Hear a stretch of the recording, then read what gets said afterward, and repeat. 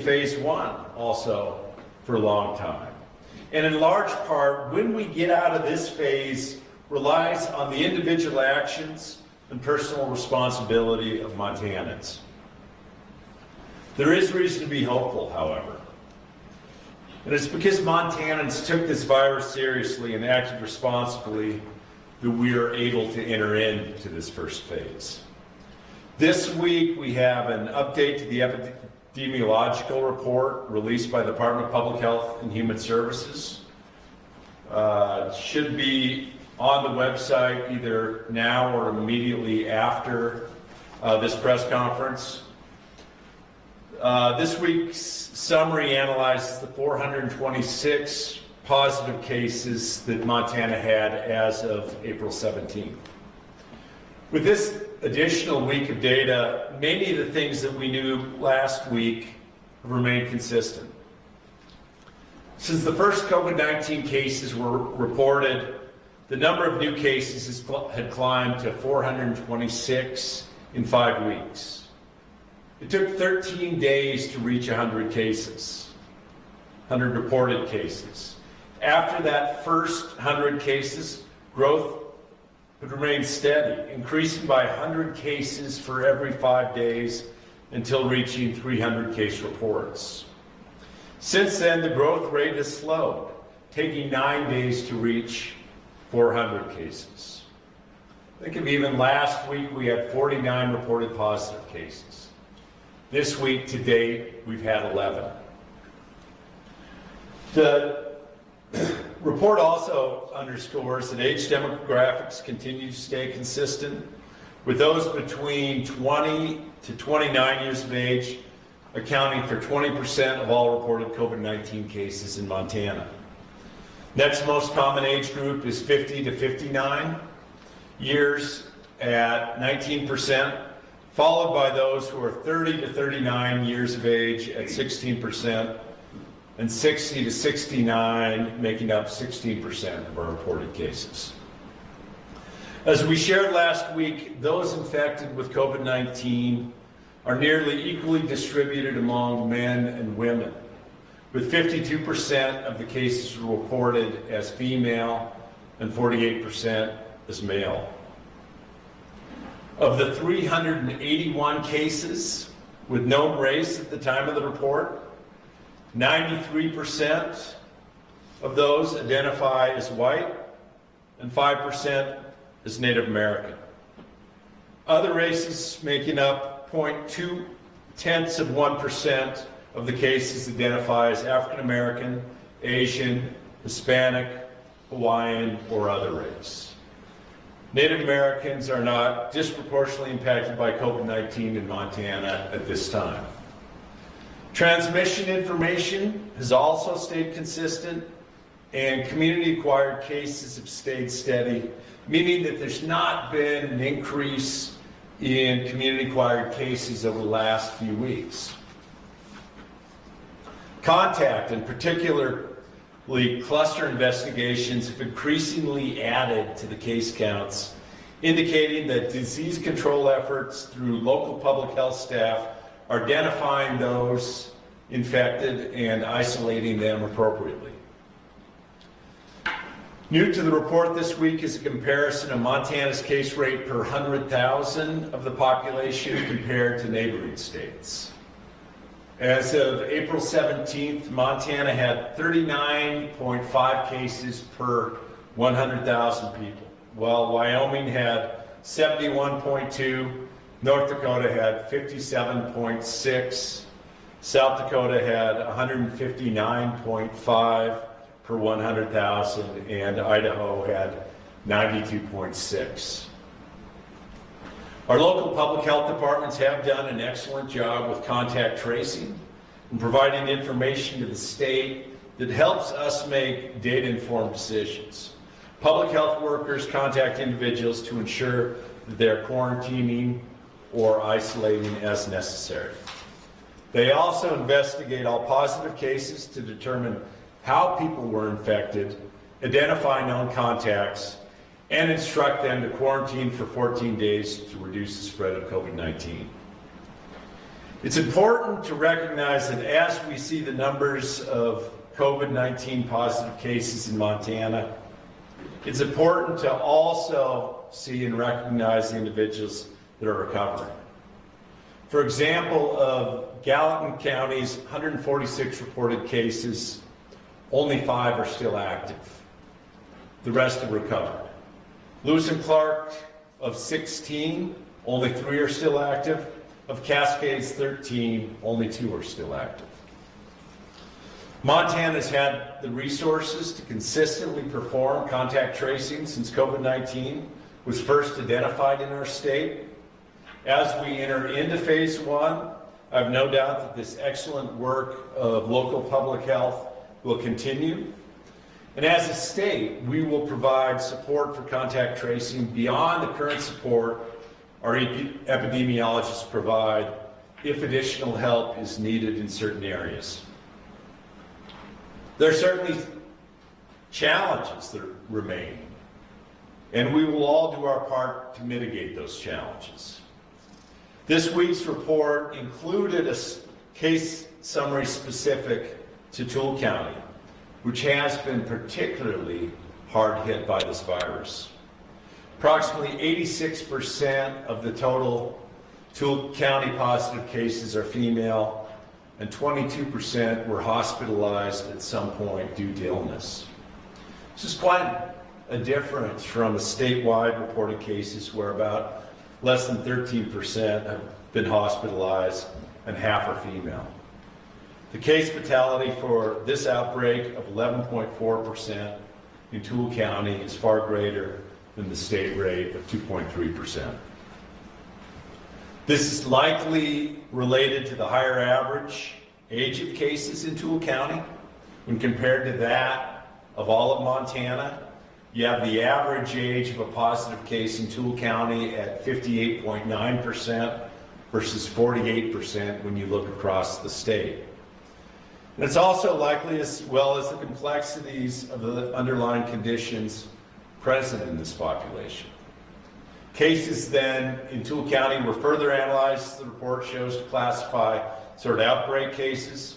While the majority of cases were directly related to the outbreak setting, 13.5% were considered contacts who did not work or reside at the outbreak setting. We continue to monitor the situation in Toole County closely. Furthermore, part of our plan to reopen includes bolstering our testing capacity further. Among our core preparedness responsibilities is making sure that we have the ability to test symptomatic people for COVID-19 and trace contacts of COVID positive results. For weeks, I've been encouraging every doctor and healthcare provider to test every Montanan who is symptomatic. Many governors are getting to the point where they are just now suggesting to test all symptomatic people in their states. In addition to the over 12,000 tests performed at the state lab, 18 private labs have reported their positives and negatives for a total of 2,700 additional tests. While those negatives aren't reported on our state COVID-19.mt.gov website, the positives always are incorporated. Of those private lab tests, 76 were positives. And then all positives are included in the state totals. This information is absolutely crucial to help us understand where and how that virus is spreading. In phase 1, we're currently developing a plan for sentinel sites to screen in at-risk communities. You certainly have my assurance that we'll continue to work each and every day to bolster that testing capacity. This work won't end in phase 1 and won't end at any time while I'm serving as governor. In this next stage, every step that we take is just as important as ever in responding to this crisis. This is not the time for celebratory barbecues or going out to dinner or bars and breweries each and every night. This is a time where we all need to be creating another new normal. In order to determine when we move to the next phase, we need to see what happens with the virus in Montana. We won't be moving out of phase 1 if the curve doesn't remain flat. Montanans need to be as mindful as ever in this approach. For a lot of Montanans, particularly our most vulnerable, this phase should be substantially the same as the stay-at-home period. The more protective actions Montanans take now and in the coming weeks, the more likely that we'll keep that curve flat. In this new normal, I'll continue to emphasize all along the way that our personal responsibility is to adhere to strict social distancing. Businesses too share responsibility as they creatively navigate how to resume to some normalcy in serving customers. Montana school districts are diverse in size and circumstances, and there is no one-size-fits-all solution, and our local school boards know what's best for their communities and their students. And I have no doubt that our local school boards will figure out how to best serve our children. They have my full support in making the right choice for their communities, whether they choose to keep their kids at home for the remainder of the school year or open up in some capacity. Montana was early in combating this virus. We've taken the right steps at the right time. This allows us to be among the first to be able to take responsible next steps. I truly believe that Montana can be a model for other states to follow in this next phase. But it's just that. We have to continue to be that model together. The same good judgment and actions that Montanans have followed that led us to be, unlike almost every other state in the country, in flattening the curve, must continue to guide our actions moving forward. With that, I'd like to now turn it over to Dr. Marc Mentel, the president of the Montana Medical Association. Dr. Mentel, thanks for joining us today. Thank you, Governor. I appreciate you giving the MMA a moment to express our gratitude to the state and to you for putting these practices in place.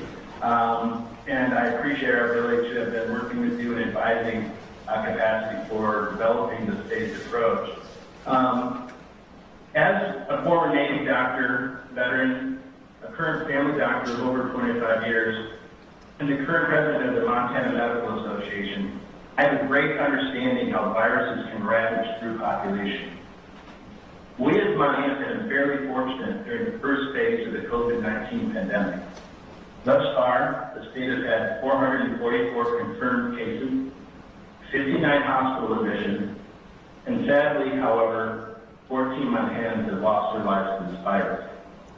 Personally, I feel we have dodged a bullet because I know what could have happened had we not taken the proactive steps of social distancing, closing schools, shutting down non-operations, embracing early shelter-in-place policies.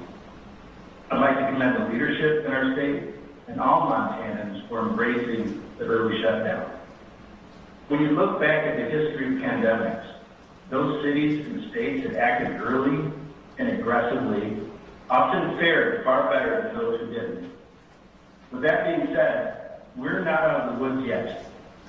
Now comes an even bigger challenge. How do you move forward, restart the economy, and keep every Montanan as safe as possible?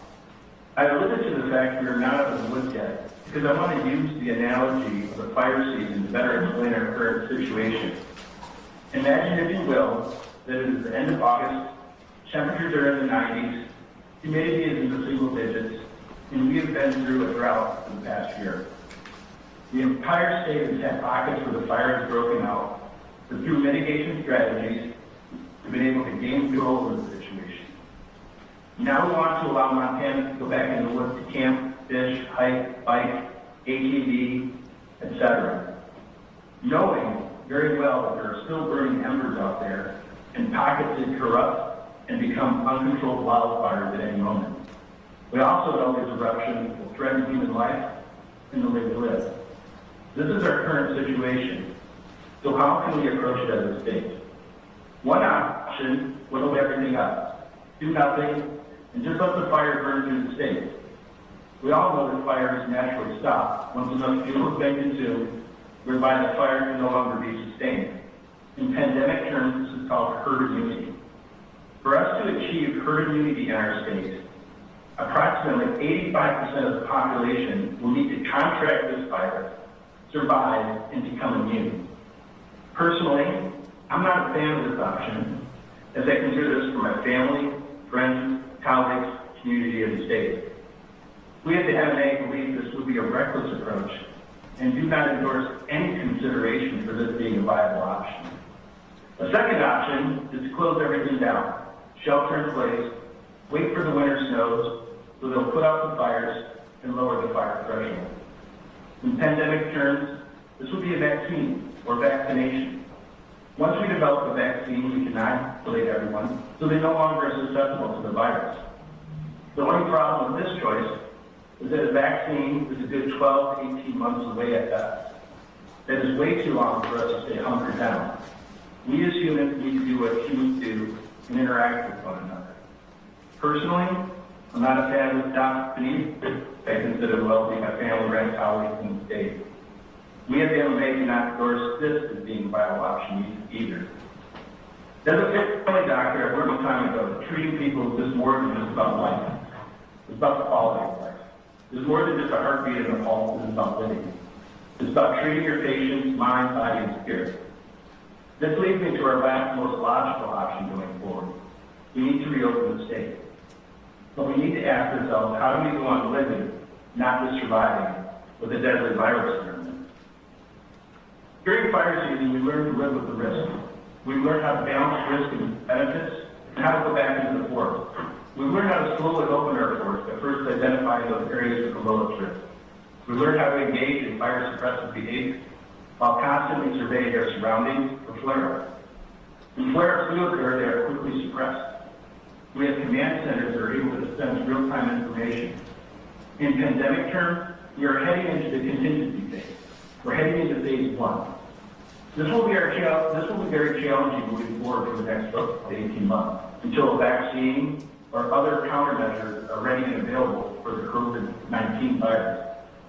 Personally, this is the only option that incorporates everyone's values, concerns, while weighing the risk and benefits and truly treating the human spirit.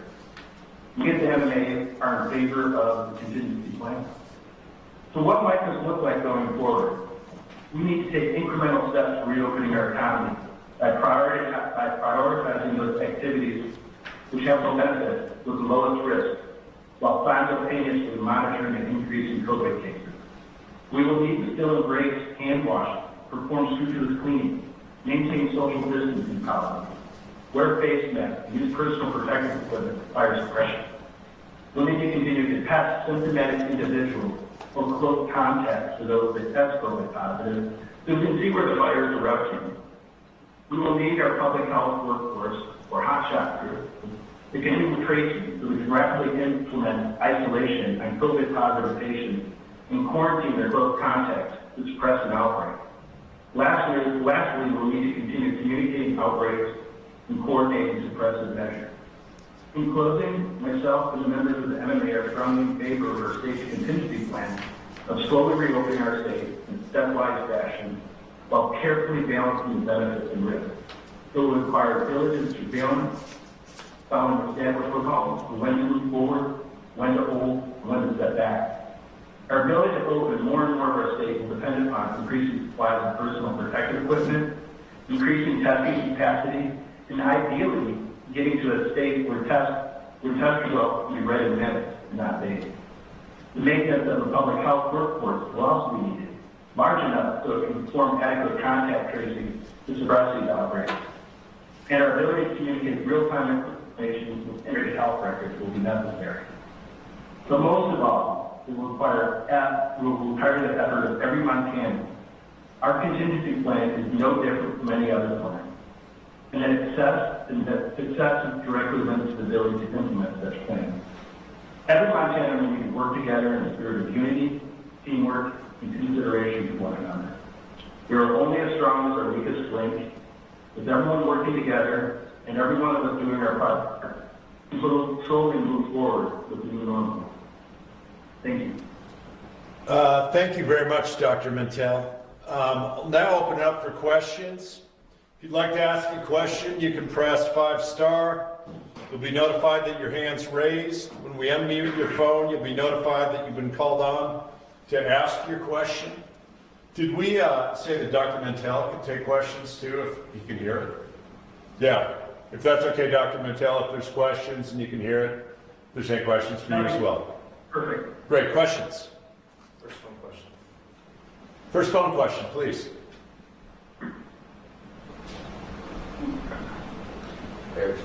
Oh, Eric, you just hear up on a big press. When you talk about the recovery or Montana to recover from the virus, what does that mean? What is the definition of that?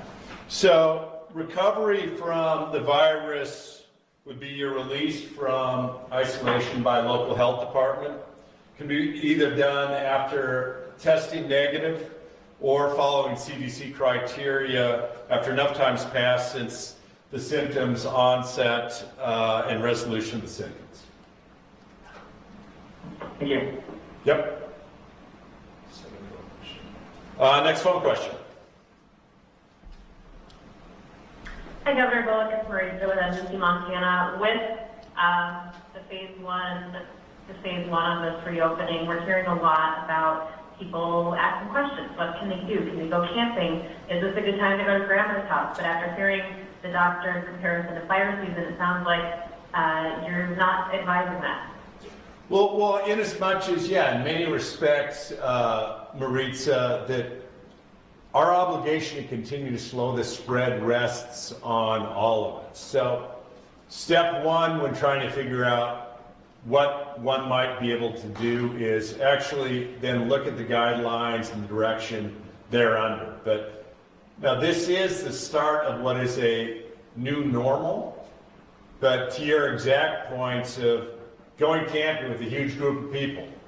No, and we even say that unless you can social distance, there shouldn't be any larger than any group of 10 individuals. Going to grandma's house was, I think, your other example, is that recognize we still have to do everything possible for our most vulnerable population, and those are ages 65 and up and those with any sort of compromises in their immunity system. So let's recognize that we've actually been able to take good steps, and we did this together to get where these questions can even be asked, and still counting on sort of the diligence and all Montanans to be careful as we start going forward. Next one question. Hey, this is Holly. How are you doing? Good, Holly. Good. I'm wondering about, I've talked to some people in Montana, employees who have been home and now they're looking at going back to work, and understanding employers need to be making accommodations for people who are at risk, whether it's because of age or underlying health conditions of severe outcomes if they were to get COVID-19. If those people have those accommodations made for them, but they're still not feeling safe going back to work, that they wouldn't be eligible for unemployment if they were to stay home. Do you have any concerns about people in those categories, or is that just sort of how unemployment works and there's nothing to be done there? If directly it's a question so that you're not a vulnerable population, and as an employer calls one back to work and they don't come back to work. Was that the question, more or less? Yeah. Oh, the understanding is right. Apologies if I'm not getting this, but if you are vulnerable, but your employer does have to make those accommodations, and they do, but you're still not comfortable. That's how I sort of understand it. Yeah. You're older, have. Sure, and first and foremost, that it would encourage, and I think that as I've talked to employers, that they're taking the steps that we all should expect to both try to keep their employees safe, and we're asking a lot of employers. But to the extent that there are questions of, and the expectation should be that a vulnerable employee ought to be able to have the accommodations made to make sure that we're most protective of those vulnerable employees. But there is, if I understand your question correctly, we can also get Brenda Norland from Unemployment Insurance Division, the Director, Commissioner of the Department of Labor and Industry, to get you specifics, if that makes most sense. And then I sort of wondered, we asked this last week, but looking at helping employers both with the cost and then accessing and supplies they might want to keep their employees safe, hand sanitizer, face masks, those sorts of things. Has there been any progress worth noting on that front? Yeah, you know, Holly, I mean, there is to the extent, so the question, I'm sorry, to repeat the question, as employers ramp up, getting things like hand sanitizers and things like that, is there progress where they can get them either from a centralized location or others?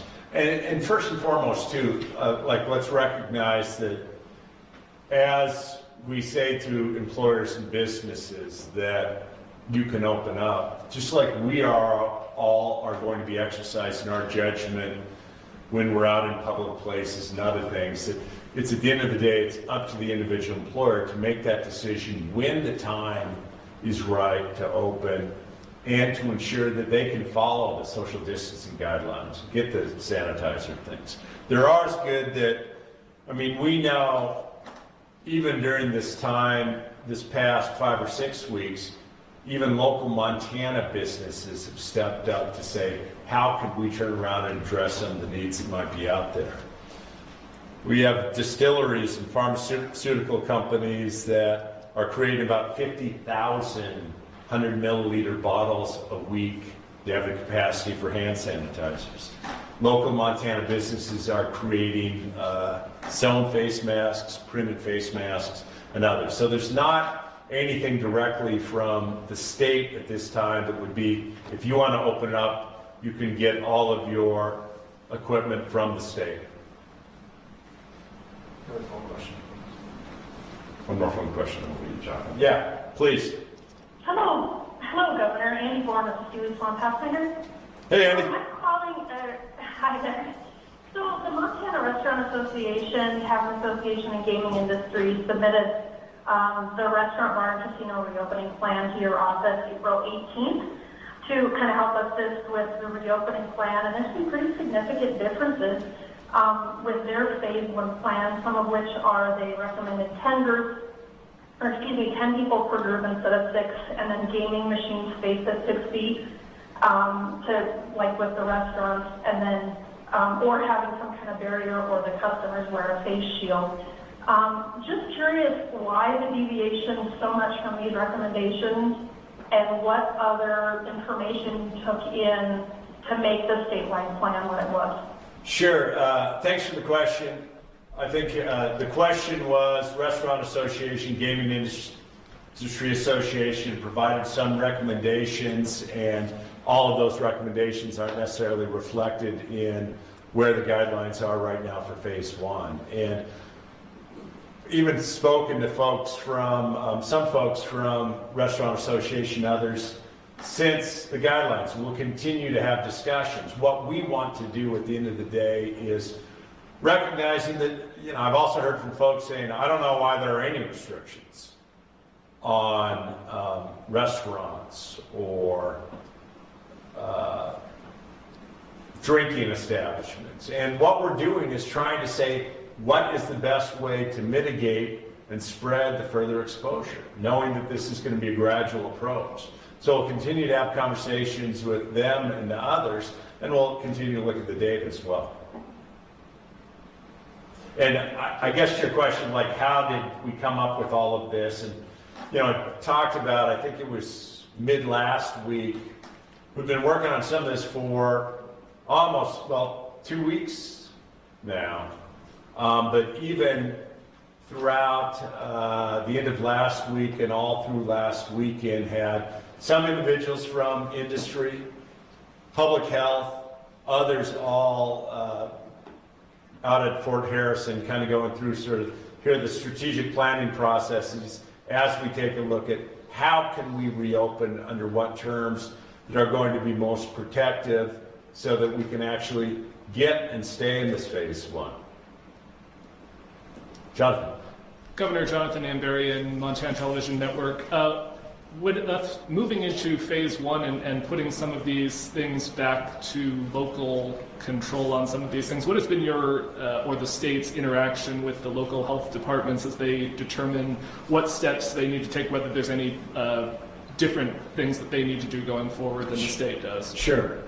And the question, if you get in here, is in getting to phase one, what are the actions? Like, has there been conversations with local public health departments as they need to get there as well?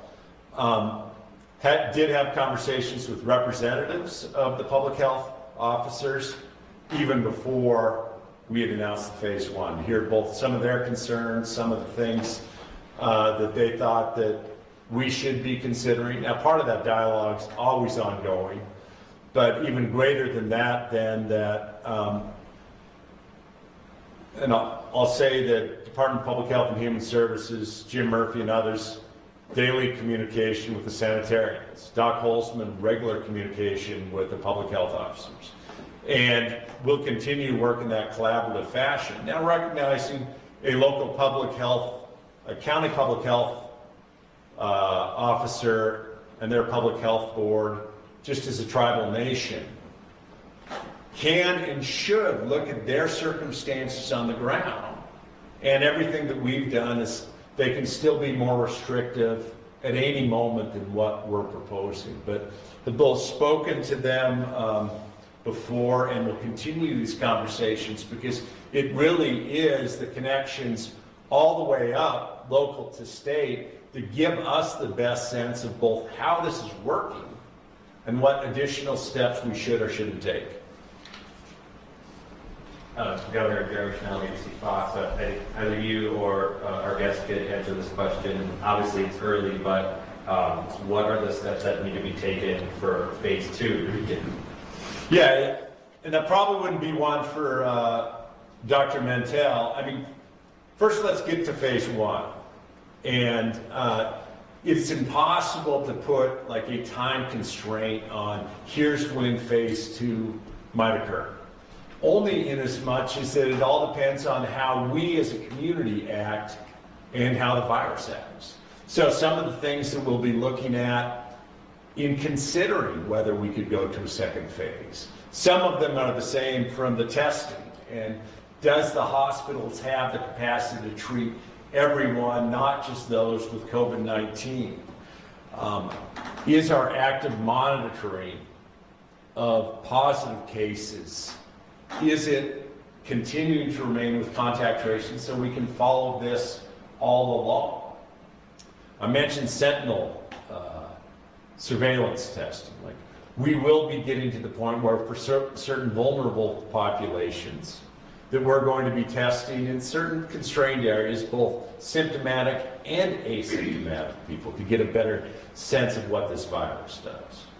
But just as every member of the media and others have been looking at both the numbers and when we get them, as well as the percentages and our percentages of hospitalizations, those are all things that we'll be considering to say, is phase one working?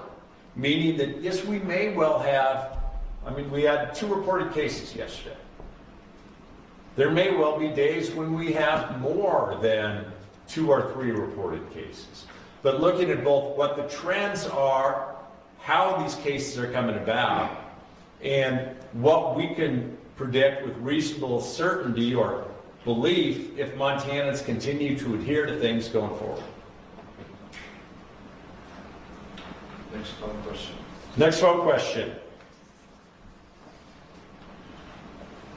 Yeah, Governor Bullock, this is Troy Shockley from the Montana Radio Company. Hi, Troy. And, hi, how are you? You of course talked about schools having the option to reopen after the 7th. And there are quite a few folks that I've talked to that are sort of confused about the idea of if we can open schools with obviously more than 10 people and no social distancing there, why not, then fill in the blank. The most common one that I've heard is gyms. Can you explain how those ideas kind of mesh and what your thinking is there? Sure. First and foremost, Troy, what we did with schools is they were under statewide directive, and we've always been a local control state. So meaning now giving it back to local school districts to make some of these decisions. And I think both what the guidance that we put out would suggest too, as schools are doing that, making those considerations, and I think that they're reviewing guidance and considering options to move forward to either reopen in a different way or stay closed or stay through distance learning or remote learning through the end of the year. I think that what they're considering, and you can speak to them, is like, what would make sense? Possibilities, everything of just bringing in select populations, reducing the number of class sizes, social distancing under the guidelines in those sort of areas. So I think that it is one where the creativity, if districts so choose, they need to say, how can we best meet our students' needs? And I trust that they will be doing so. And I think the second question is, like, you can always compare one thing to another. And I recognize that gyms, as an example, that there are certainly folks who would love to get back to gym. I mean, that is another aggregation of individuals at times in close contact, at times where, both the bodily fluids and others can transfer, and you also have the locker rooms and the pools. So we think as we are taking this measured approach, that it's best to see how things go before we go to open up gyms. Yes, ma'am. Yeah, I'm WC Montana. I mean, today you underscored it enough, the numbers. I mean, it's one of the big chunks of information that we do have, and I would understand has a big part in the decisions that your office makes. But that also ties in with the testing that we have access to. Have you guys considered the possibility that with an increase in testing, you may see an increase or a spike in cases that maybe isn't necessarily because there's more cases, but because there's just more access to testing? Yeah.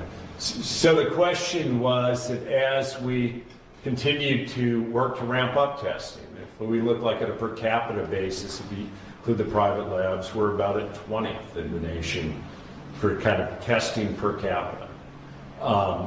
Have you considered that as you get additional tests, you're going to see additional positives? And how will that then help inform the decisions along the way of both what's happening in phase one and how one can go forward?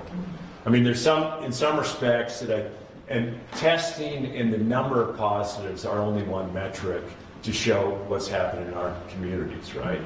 And additionally, hospitalizations. Because yes, there may be symptomatic people or positive people out there that haven't been tested. I do have some comfort in that we have the lowest hospitalizations per capita in the country. But I do think as we see more testing, as we get more testing out there, we are going to see more positive cases. But that doesn't, that's just one part of the overall metrics when we're looking at, does this make sense where we are today and where we might go in the future? I don't know if Dr. Mentel, you'd want to, so I don't know if you heard that. The question was, as we increase testing capacity, we'll presumably see more positive tests. And how does that inform as a medical doctor or others? Well, thank you for letting me offer an opportunity to talk on this one. And again, going to, the testing capabilities and our ability to screen people under health is going to be key. We know there's probably asymptomatic spread of the virus out there. People who don't have symptoms yet are positive. The analogy I like to think of, if we can start screening more and more individuals, it's kind of like having, I'll go back to my fire analogy, it's kind of like having thermal sensors where you can actually see where the hot spots are, where you can actually quarantine that individual a lot sooner and get them out of the population so they can resolve their virus and we can prove them to be virus negative from our population. It's catching those people in that incubation period is what we're really trying to get to as we move forward. I mean, right now it's great that we can test our symptomatic individuals in our state. We've done a great job at catching all those. I mean, I'm just looking at our state. We had, close to 14,000 tests performed of all those that were met the criteria for symptoms to be tested. And we've only had about 3% around there test positive. That means we're really doing a great job for symptomatic. Eventually, as more testing becomes available, we want to be able to catch those individuals that might be in that early phase that are out there circulating. Hopefully that answers your question. Another phone question. Another phone question.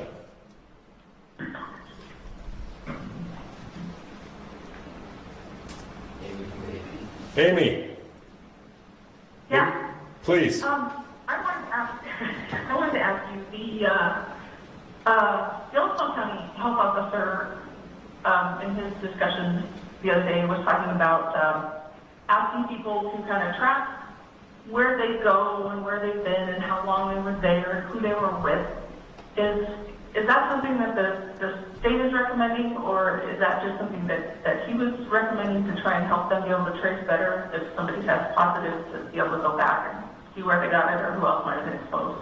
Sure. So the question was, John Felton, the Yellowstone County Public Health Officer, encouraged people to kind of keep a reference of where you've been, who all you've been in contact with along the way, just in case that there are positives. And is that something that just Yellowstone County thinks would be a good idea, or is it generally a good idea altogether? And from my perspective, so the whole idea of contact tracing, right, is that if you test COVID positive, your local county health official are going to be reaching out and say, where all were you over these past 14 days?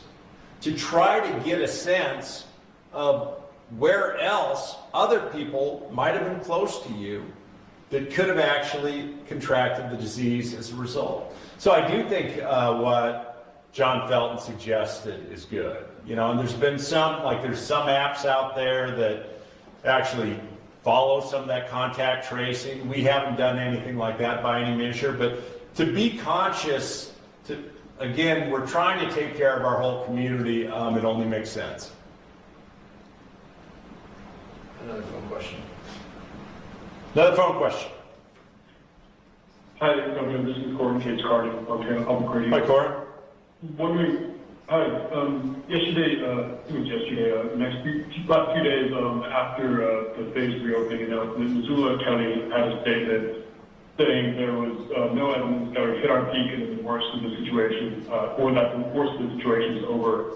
I'm wondering if you have a response to comments like that, for the areas of the state where people are questioning if Montana as a whole or their area in particular have reached the peak of COVID-19. Yeah, and I think, Corin, that it's best for every local public health officer to make their own determinations. What I have seen is, right, that we're now, from a statewide perspective, is but one example. As I noted earlier, I think we had 45 cases last week. We have 11 to date so far. We've been seeing declines along the way, and we haven't seen significant increases in hospitalizations. Whether we're at our peak or not, again, depends on the collective actions of Montanans. Because could we see numbers go up? Absolutely we could. But the actions that we take, each of us individually, the actions that businesses take, they have responsibility not just for their customers, but also their employees. Those are what's going to help guide what sort of our numbers are in the upcoming weeks equally. Final phone question. Final phone question.